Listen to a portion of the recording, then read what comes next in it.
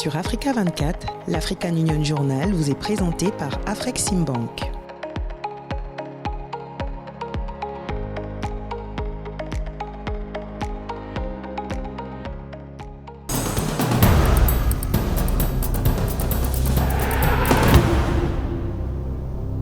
Bienvenue dans l'African Union Journal, votre programme hebdomadaire consacré à l'actualité de l'Union africaine. À la une de cette édition, les dirigeants africains s'engagent pour le renforcement de l'intégration régionale et la libre circulation des hommes et des biens sur le continent. Et puis le rapport 2023 sur la gouvernance en Afrique, publié par le mécanisme africain d'évaluation par les pairs, préconise la démocratie et la bonne gouvernance comme moyen de prévention des changements anticonstitutionnels de gouvernement en Afrique. Enfin, l'Union africaine a signé un protocole d'accord avec l'Institut électoral. L'objectif de cet accord est la promotion d'une démocratie durable sur le continent. On fait le point dans un instant.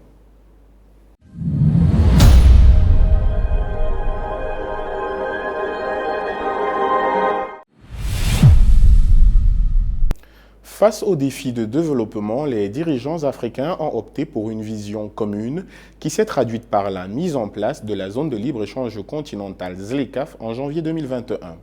3 ans plus tard, les progrès réalisés sont considérables au sein des communautés économiques régionales. Lors du 5e sommet semestriel de coordination de l'Union africaine, qui s'est tenu le 16 juillet 2023 à Nairobi au Kenya, les chefs d'État africains ont réaffirmé leur engagement en faveur de l'intégration régionale.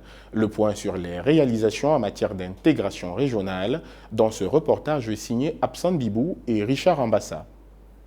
Depuis 2020, les différentes crises qui ont secoué le monde ont eu un impact considérable sur la reprise économique de l'Afrique.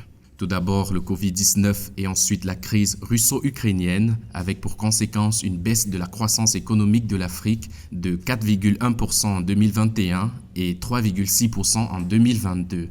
Face à ces situations, l'Union africaine a réaffirmé son engagement en faveur de l'intégration régionale afin de stimuler le commerce intra-africain lors du 5e sommet semestriel de coordination de l'Union africaine qui s'est tenu au Kenya le 16 juillet 2023. Bien que l'intégration en question soit celle de l'Afrique, elle ne peut se construire sans la prise en compte des mutations géopolitiques et économiques en cours dans le monde. L'Afrique subit les conséquences de la gouvernance mondiale, notamment les effets des crises financières et des changements climatiques qui handicapent son processus d'intégration et de développement. Face à cette situation, l'Afrique devra défendre ses intérêts à travers l'élaboration des positions communes. Consciente des défis à relever, l'Union africaine a décidé d'accélérer l'intégration régionale. C'est pourquoi l'institution panafricaine a déclaré 2023 année de la ZLECAf, accélérer la mise en œuvre de la zone de libre-échange continentale africaine. Parmi les réalisations en cours, nous pouvons citer entre autres la création d'un fonds d'ajustement à travers Afreximbank, disposant déjà d'une capitalisation intéressante au bénéfice des États membres de la ZLECAf. Le lancement de l'initiative du commerce guidé en octobre 2022, qui a permis de rendre la ZLECAf opérationnelle dans 7 pays qui ont adhéré à cette initiative. L'officialisation du système panafricain de paiement et de règlement sur le marché financier qui facilitera le paiement des échanges intra-africains en monnaie nationale africaine, permettant ainsi la réduction des coûts des transferts de devises. La ZLECAf devrait stimuler le commerce intra-africain de 52,3% d'ici 2025, augmenter les revenus de l'Afrique jusqu'à 450 milliards de dollars d'ici 2035 selon le FMI et sortir 30 millions d'Africains de l'extrême pauvreté. The most compelling signal that African integration is unstoppable.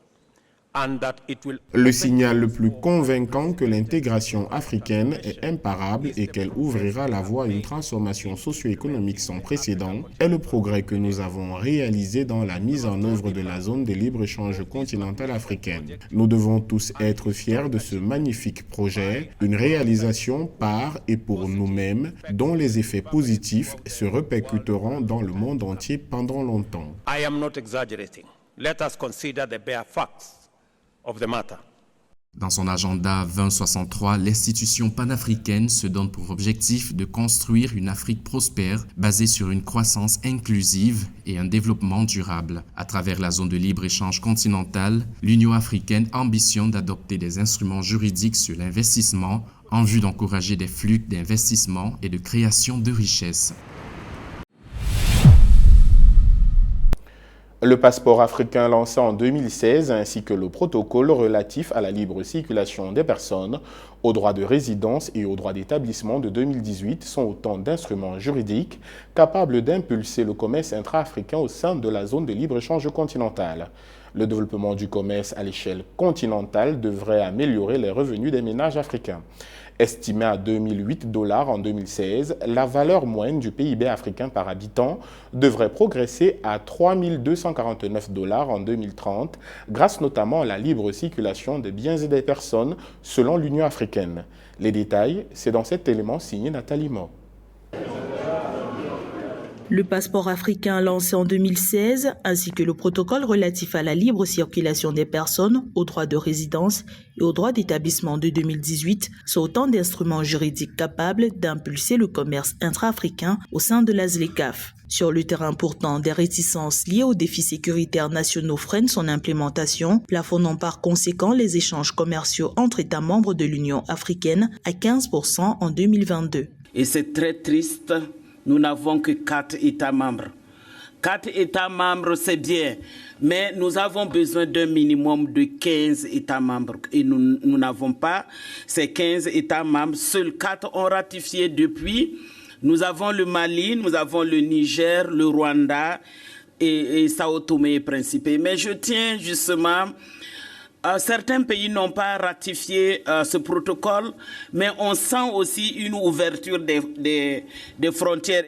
Catalyseur du développement de l'intégration économique, la libre circulation des personnes profite à de nombreux secteurs porteurs de croissance comme le tourisme. Les Seychelles, par exemple, grâce à l'accès sans visa sur le territoire à tous les Africains, ont généré 6% de toutes les recettes touristiques internationales en Afrique orientale en 2021. Si nous pouvons nous déplacer librement à travers les régions, pourquoi ne voulons-nous pas nous déplacer librement à travers le continent? Ce sont des questions importantes que nous devons commencer à nous poser. Donc, nous sommes très heureux de voir que l'Afrique de l'Ouest et l'Afrique de l'Est se réunissent à travers les secrétariats et les structures parlementaires des régions pour s'assurer que quelque chose se passe vraiment. Le protocole de l'Union africaine sur la libre circulation contient 11 dispositions relatives à la migration et à la mobilité de la main-d'œuvre. En Afrique, 80% des migrations de travailleurs se font à l'échelle du continent, dont 3,6 millions dans les principaux corridors migratoires d'Afrique de l'Est. Une force ouvrière dont la mobilité pourrait réduire des problèmes tels le manque de création d'emplois, le sous-emploi et le manque de qualification professionnelle. We started this process before 2 years here in Khartoum. Today, all the... Nous avons lancé ce processus il y a 2 ans à Khartoum. Aujourd'hui, tous les ministres, sauf celui de l'Ouganda, ont signé le protocole de libre circulation et le protocole pour le droit de l'établissement de l'IGAD. C'est une grande réussite pour la région. This is also a very big achievement for the region. Le développement du commerce à l'échelle continentale devrait améliorer les revenus des ménages. Des experts prévoient des hausses de salaire de 10,5% pour les femmes et 9,9% pour les hommes d'ici 2035. D'autres inégalités salariales seront réduites avec une hausse de 10,3% de la rémunération des travailleurs non qualifiés et de 9,8% des travailleurs qualifiés. Beaucoup reste encore à faire pour atteindre l'objectif d'une Afrique véritablement intégrée et interconnectée. Des données officielles révèlent que la contribution estimée des migrants au PIB de certains pays africains pourrait atteindre 19%, alors qu'en 2016, la valeur moyenne du PIB africain par habitant était de 2008 $, elle devrait se renchérir à 3 249 $ en 2030 grâce à la libre circulation des personnes. L'Union africaine reste préoccupée par la recrudescence des changements anticonstitutionnels de gouvernement sur le continent et son impact négatif sur le développement continental. Le rapport 2023 sur la gouvernance en Afrique, publié le 12 juillet 2023 par le mécanisme africain d'évaluation par les pairs, agence spécialisée de l'Union africaine, a élaboré les causes profondes et les moyens de prévention de ce fléau qui gangrène le continent africain. L'Afrique face au défi de la gestion des changements anticonstitutionnels de gouvernement, un sujet de Mildred Yamou. L'Union africaine maintient sa tolérance zéro au changement anticonstitutionnel de gouvernement en Afrique. L'institution reste préoccupée par la recrudescence de ce phénomène et son impact négatif sur le développement du continent. Le dernier en date au Niger est survenu le 26 juillet 2023 où la junte au pouvoir semble ne pas prendre en compte les nombreux appels de la communauté internationale et s'oppose à toute intervention étrangère. Le rapport 2023 sur la gouvernance en Afrique, publié le 12 juillet 2023 à Nairobi au Kenya par le mécanisme africain d'évaluation par les pairs MAEP, préconise la démocratie et la bonne gouvernance comme moyen de prévenir ce fléau. La paix doit être consolidée et ancrée. La nature multidimensionnelle du terrorisme et de l'extrémisme violent nécessite également une réponse multidimensionnelle robuste. Si nous empêchons les conflits d'éclater, de se propager aux pays voisins, l'Afrique sera un continent plus pacifique et plus sûr, conformément à l'aspiration 4 de l'agenda 2063. La conduite irrégulière des processus électoraux, l'absence de droits de l'homme et des libertés fondamentales, ainsi que la mauvaise gestion du secteur public, sont les principales causes du terrorisme et des changements anticonstitutionnels de gouvernement en Afrique, révèle le rapport 2023 sur la gouvernance en Afrique. Élargir la portée des sanctions reste un outil vital de prévention, de dissuasion, de gestion et d'atténuation de ce phénomène d'après le rapport. Il est crucial que l'Union africaine travaille en synergie avec le régime de sanctions des commissions économiques régionales et établisse davantage un modèle qui reflète les réalités africaines. Nous encourageons les États membres à investir durablement dans les efforts visant à éliminer, gérer et mettre en place des stratégies de prévention des changements anticonstitutionnels de gouvernement sur notre continent. Les élections démocratiques, le respect des droits humains, la réforme du secteur de la sécurité, le renforcement de la légitimité de l'État et des institutions publiques, la ratification et la domestication des protocoles liés au changement anticonstitutionnel de gouvernement, ainsi que l'introduction d'un mécanisme de collaboration interagences, sont définis par le rapport du MAEP comme quelques moyens pour prévenir durablement et coordonner efficacement les réponses au changement anticonstitutionnel de gouvernement sur le continent. Une feuille de route sera établie pour suivre la mise en œuvre des recommandations du rapport. Je suis convaincu que les recommandations contenues dans ce rapport, une fois effectivement mises en œuvre, renforceront la gouvernance et aideront les États membres à prévenir et à relever les défis des changements anticonstitutionnels de gouvernement en Afrique qui entraînent l'instabilité politique et des violations massives des droits de l'homme. Selon l'Union africaine, les gouvernements africains devraient s'attaquer à la pauvreté, au chômage et aux inégalités afin de contrer la recrudescence des changements anticonstitutionnels de gouvernement. Les États membres sont de ce fait appelés à aligner leur constitution sur les dispositions de la Charte africaine de la démocratie, des élections et de la gouvernance pour assurer la réalisation rapide de l'aspiration 4 de l'agenda 2063 pour une Afrique sûre et pacifique. L'actualité de l'Union africaine, c'est aussi la création annoncée d'une plateforme de femmes africaines pour la justice transitionnelle. Et puis l'Union africaine a procédé à la signature d'un accord avec l'Institut électoral pour la promotion d'une démocratie durable sur le continent. Et enfin, les dirigeants africains ont appelé au renforcement de la nutrition maternelle sur le continent. Le département des affaires politiques, de la paix et de la sécurité de la Commission de l'Union africaine a tenu du 2 au 4 août 2023 une session inaugurale de formation et de mise en réseau de la plateforme African Women for Transitional Justice. Ce programme qui réunit une trentaine de femmes œuvrant dans le secteur de la justice avait pour objectif de promouvoir la participation des femmes à la justice transitionnelle en Afrique dans le but d'augmenter le nombre de femmes expertes en justice transitionnelle à travers le continent, ainsi que la création d'une plateforme continentale de femmes africaines pour la justice transitionnelle.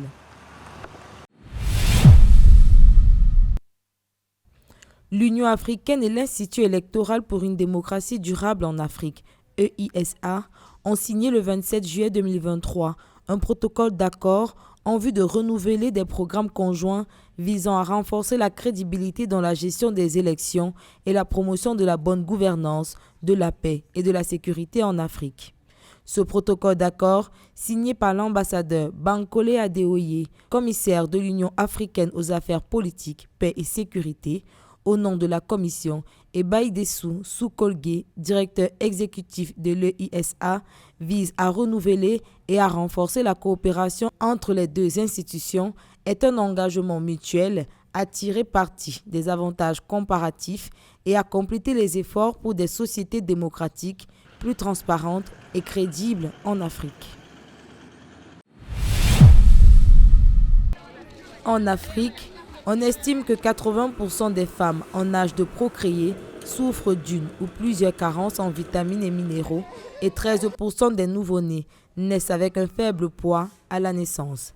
Les MMS, communément appelées vitamines prénatales, offrent une solution rentable pour augmenter l'apport en vitamines et minéraux essentiels pendant la grossesse et améliorer la santé maternelle et néonatale. Pour pallier les problèmes, 120 personnalités africaines réunies du 12 au 14 juillet 2023 à Addis Abeba, en République fédérale démocratique d'Éthiopie, ont échangé sur les questions de nutrition affectant les mères à travers le continent.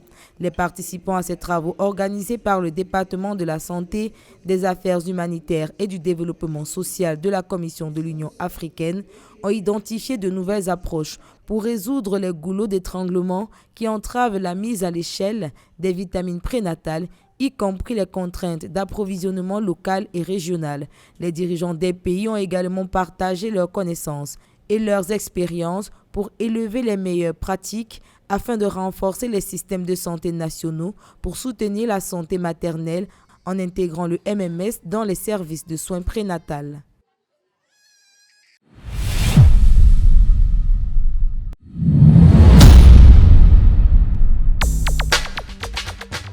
Du 4 au 6 septembre à Nairobi, au Kenya, se tient l'édition 2023 de la Semaine africaine du climat. Organisée parallèlement au sommet africain, les travaux de Nairobi réuniront des chefs d'État, de gouvernement et d'autres parties prenantes de toute l'Afrique et d'ailleurs pour relever les défis urgents posés par le changement climatique et favoriser la collaboration pour un avenir durable. Guidé par le thème « Stimuler la croissance verte et les solutions de financement climatique pour l'Afrique et le monde », l'Afrique cherche lors de ses travaux à consolider l'action climatique mondiale autour du financement climatique et du développement positif pour le climat, mais aussi à présenter l'immense potentiel d'action climatique de l'Afrique et attirer de nouveaux partenariats dans la croissance verte, en particulier dans des secteurs de niche tels que les énergies renouvelables, l'agriculture durable et les minéraux critiques, entre autres.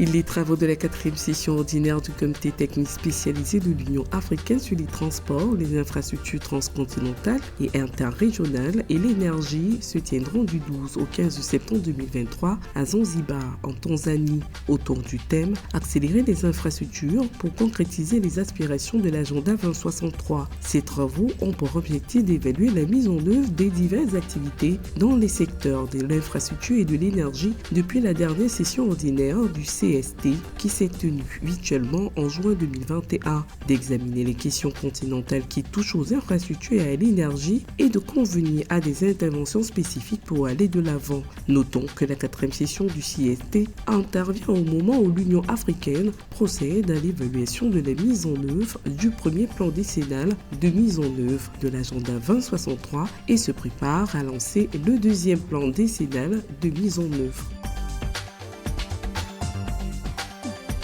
Le 4e congrès exposition de toute l'Afrique sur la pré-récolte se tiendra du 19 au 22 septembre 2023 à Addis Abeba en Éthiopie, organisé par la Commission de l'Union africaine sous le thème « Gestion post-récolte durable, stimuler le commerce agricole intra-africain et renforcer la sécurité alimentaire et nutritionnelle ». Le congrès fournira une plateforme aux exposants pour présenter leurs dernières technologies, pratiques et outils innovants pour la réduction des pertes, gaspillage alimentaire post-récolte. Plus de 400 universitaires, décideurs politiques et partenaires au développement prendront part à ce congrès.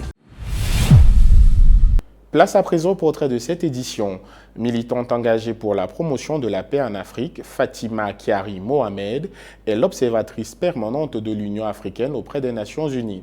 Son mandat consiste notamment à représenter l'institution panafricaine auprès des Nations unies, ainsi qu'à développer et à maintenir des relations constructives et productives entre l'Union africaine et ses États membres à New York. Fatima Kiari Mohamed, une panafricaniste engagée pour la promotion de la paix et la sécurité sur le continent, un sujet signé Ruth Moussi et Richard Ambassa. Such a heinous crime to repeat itself. La Nigériane Fatima Kiari Mohamed est depuis 2018 l'observatrice permanente de l'Union africaine auprès des Nations unies. Sa carrière se concentre sur la paix, la sécurité, l'intégration régionale, le développement organisationnel, la gestion de projets dans les secteurs publics et privés et sur le développement socio-économique de l'Afrique.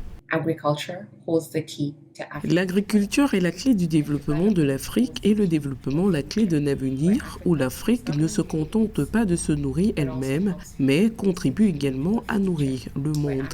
Nous devons donc maintenir le secteur au premier rang de nos plans de développement nationaux et de nos stratégies.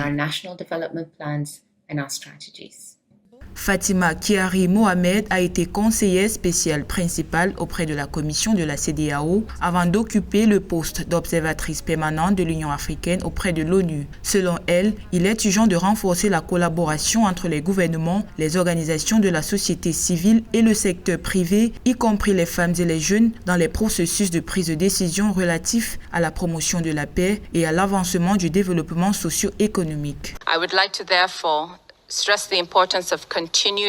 Je voudrais souligner l'importance d'efforts collectifs et consultatifs continus pour répondre aux traits existants et émergents. La pertinence du partenariat et de la collaboration entre les gouvernements, les organisations de la société civile et le secteur privé, ainsi que l'engagement soutenu de toutes les parties prenantes, y compris les femmes et les jeunes, dans les processus de prise de décision relatifs à la promotion de la paix et à l'avancement du développement socio-économique. Ce n'est qu'en rassemblant nos efforts, notre expertise et nos ressources, en pesant nos avantages comparatifs dans le cadre d'une collaboration que nous pouvons raisonnablement espérer avoir un impact positif et trouver des solutions durables pour garantir une paix durable.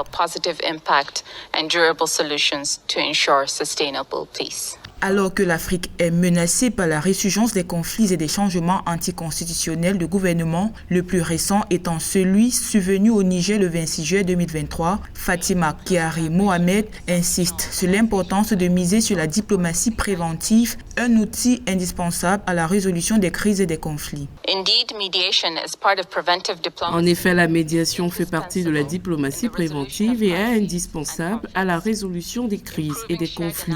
L'amélioration de l'analyse et de l'appréciation commune des défis auxquels nous sommes confrontés constitue une première étape importante pour apporter des réponses cohérentes, efficaces et opportunes aux conflits et aux situations de crise en Afrique. Dans ce contexte, nous devons utiliser tous les outils de la diplomatie préventive, notamment les bons offices, les représentants spéciaux, les envoyés et les émissaires, afin de favoriser une approche collective. Titulaire d'une maîtrise en paix, sécurité, développement et transformation des conflits de l'Université d'Innsbruck, d'une maîtrise en développement économique durable de l'Université pour la paix des Nations unies, son dynamisme et son travail de consolidation préventive de la paix lui ont valu d'être nominée pour le prix Outstanding Woman in Peace Building Award décerné par l'ONG NCMG International.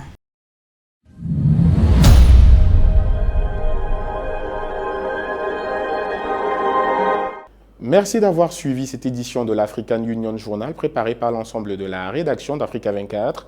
Retrouvez dans un instant une nouvelle édition de l'information.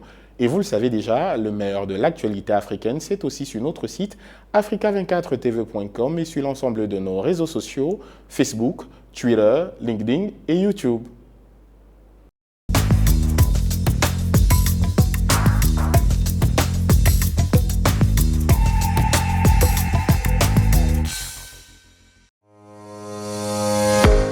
Sur Africa 24, l'African Union Journal vous est présenté par Afreximbank.